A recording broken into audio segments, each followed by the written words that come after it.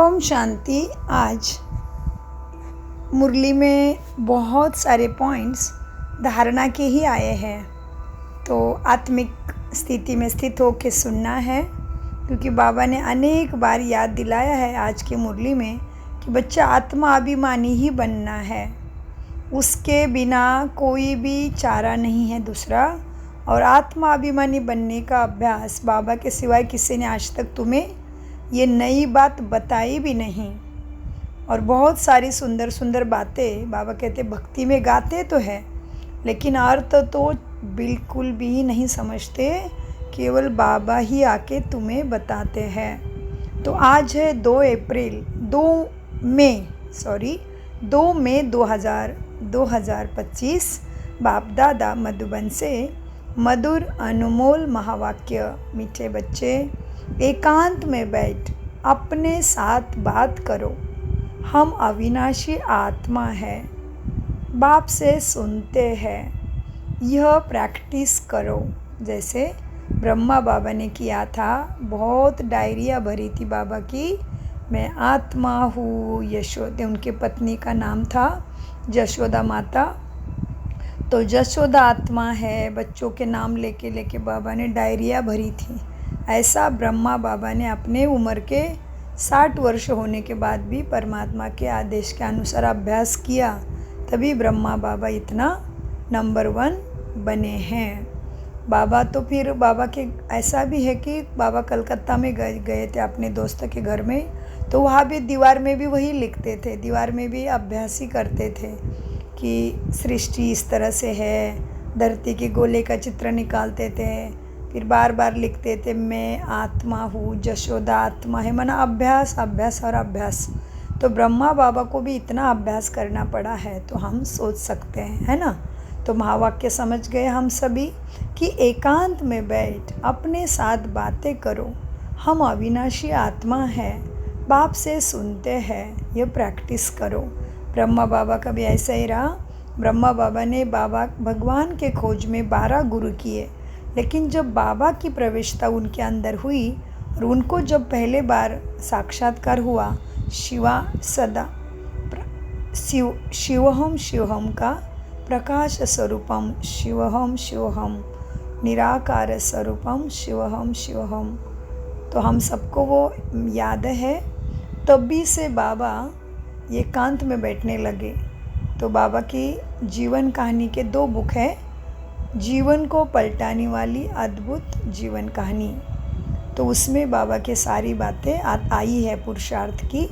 तो मीठे बाबा के महावाक्यों में आज ब्रह्मा बाबा के पुरुषार्थ को देखने की बात है कि बाबा खुद ही इतना पुरुषार्थ किया है ब्रह्मा बाबा ने, तो हमें अभी किस तरह से करना है, क्योंकि हमारे पास तो अंतिम के सारे आसार दुनिया भर में दिख रहे हैं ना। मीठे बच्चे, एकांत में बैठ अपने साथ बात करो, हम अविनाशी आत्मा हैं, बाप से सुनते हैं, यह प्रैक्टिस करो। प्रश्न, जो बच्चे याद में अलबेले हैं, उनके मुख से कौन से बोल निकलते हैं? उत्तर, वो कहते हैं हम शिव बाबा के बच्चे हैं ही, याद में ही है, लेकिन बाबा कहते हैं वह सब गपोड़े हैं, अलबेलापन है, इसमें तो पुरुषार्थ करना है, सवेरे उठ अपने को आत्मा समझ बैठ जाना है, रूह रिहान बाबा से करनी है, आत्मा ही बातचीत करती है। अभी तुम देही अभिमानी बनते हो, देही अभिमानी बच्चे ही याद का चार्ट रखेंगे, सिर्फ ज्ञान की लबार नहीं लगाएंगे।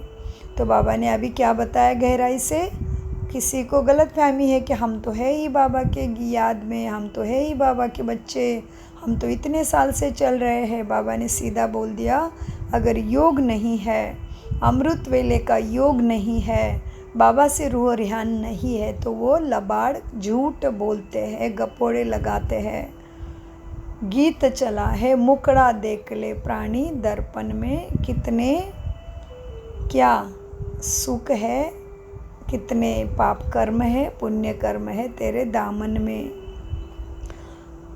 ओम शांति। मीठे मीठे रूहानी बच्चों को मीठे मीठे सिकिलदे बच्चों प्रति माता पिता बाप दादा का याद प्यारा और गुड मॉर्निंग। रूहानी बाप की रूहानी बच्चों को नमस्ते। हम रूहानी बच्चों की रूहानी बाप दादा को याद प्यार गुड मॉर्निंग। नमस्ते प्यारे बाबा नमस्ते। धारणा के लिए मुख्य सार है, ज्ञान सुनने के साथ साथ योग में भी रहना है। ज्ञान सुनाने के साथ साथ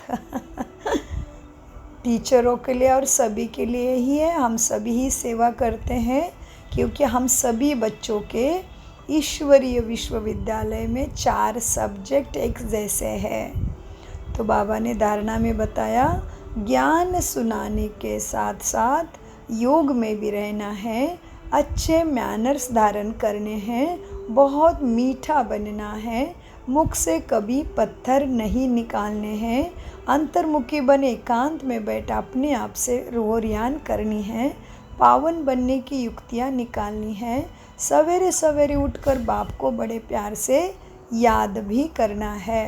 वरदान, वायरलेस सेट द्वारा विनाश काल में अंतिम डायरेक्शन को कैच करने वाले वॉइसलेस भव।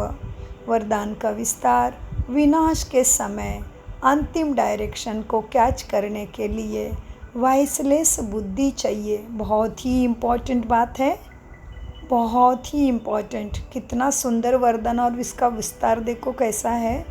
तो अंडरलाइन करना है हमें बुद्धि में इस महावाक्य के वरदान के विस्तार को। तो वरदान क्या था?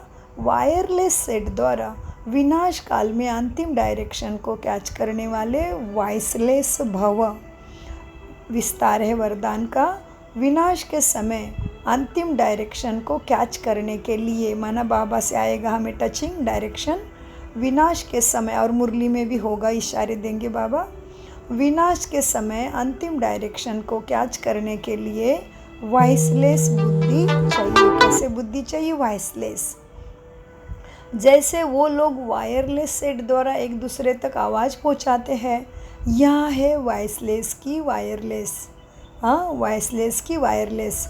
इस वायरलेस द्वारा आपको आवाज़ आएगा कि इस सेफ स्थान पर पहुंच जाओ।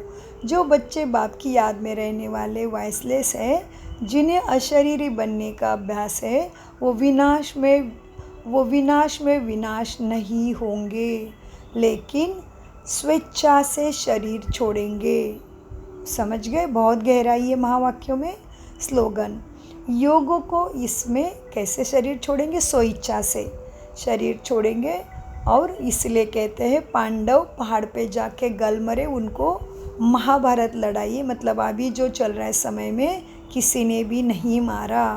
हाँ, तो वह स्लोगन है, योग को किनारा कर कर्म में बिजी हो जाना, यही अलबेलापन है। बहुत ही गहरी बात है। हम सबके साथ क्या हो रहा है हमें चेक करना है। अमृत वेला, दिन भर भी याद, सुदर्शन चक्र घुमाना, कल ही बाबा ने बोला है 4 बातें बताई, योग याद भी करना ही है, और सतो प्रधान भी बनना है, बाप को याद करना है, सुदर्शन चक्र घुमाना है, और आप समान भी बनाना है, पवित्र भी रहना है। और आज स्लोगन में क्या बोला बाबा ने? किसको अलबेलापन बोला है? योग के टाइम में, मना अमृत वेला हो, ट्रैफिक कंट्रोल हो, नुमा शाम हो, मुरली के पहले आधा घंटा का योग, इसमें अगर हम अलबेले बन रहे तो बाबा कहते हैं योगों को किनारा कर कर्म में बिजी हो जाना, यही अलबेलापन है। अव्यक्त इशारे, रूहानी रॉयल्टी और प्योरिटी की पर्सनैलिटी धारण करो। तो बाबा ने हर महीने हमें अव्यक्त इशारा द्वारा बहुत सारे मैसेजेस, बहुत सारी शिक्षाएं दी है। तो पिछले महीने का क्या था हमारा अव्यक्त इशारा? किसको याद है बताओ, क्या था पिछले महीने का? आप कमेंट्स में हमें लिख सकते हो क्या? पिछले महीने का इशारा क्या था? कंबाइंड शिव और शक्ति। बाबा ने पूरे पिछले महीने हमें क्या बताया? तुम कौन हो? शिव शक्ति कंबाइंड हो। कंबाइंड रूप की स्मृति से सदा विजयी बनो, ये था पिछले महीने का अव्यक्त इशारा। तो जनवरी मास में क्या अव्यक्त इशारा मिला, फरवरी में क्या अव्यक्त इशारा मिला, फिर मार्च में क्या मिला, फिर अप्रैल में क्या मिला, और अभी मई में क्या मिला, इसका भी हमें गहराई से पकड़ना है। तो बाबा कहते हैं आज इस महीने के अव्यक्त इशारे में रूहानी रॉयल्टी और प्योरिटी की पर्सनैलिटी धारण करो। प्योरिटी की रॉयल्टी अर्थात एक व्रता बनना, एक बाबा दूसरा न कोई। इस ब्राह्मण जीवन में संपूर्ण पावन बनने के लिए एक व्रता का पाठ पक्का कर लो। व्रती में शुभ भावना, शुभकामना हो। दृष्टि द्वारा हर एक को आत्मिक रूप में व फरिश्ता रूप में देखो। कर्म द्वारा हर आत्मा को सुख दो और सुख लो। कोई दुख दे, गाली दे, इंसल्ट करे तो आप सहनशील देव बन जाओ। ओम शांति, ओम शांति, ओम शांति। मीठे प्यारे बाप दादा का अनगिनत पदम गुना शुक्रिया, शुक्रिया, शुक्रिया, शुक्रिया फरिश्तों।